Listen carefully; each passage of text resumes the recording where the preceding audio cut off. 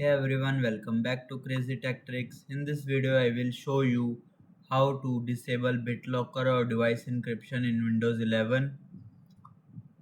BitLocker and device encryption help protect your files by encrypting your driver. However, some users may want to turn them off before troubleshooting issue, cloning a drive, or installing another operating system.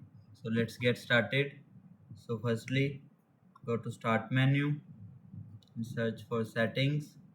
If BitLocker is not available in your PC, then you can disable device encryption. Now,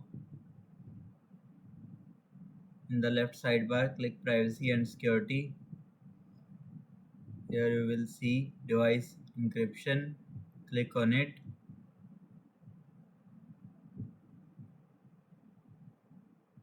Then disable this device encryption. Turn on button next to device encryption. Confirm the action like turn off. It will take a time to turn it off. Windows will begin decrypting your drive. The time required depends on the size of your drive and the amount of data stored on it. You can continue using your computer while the decryption process runs in the background.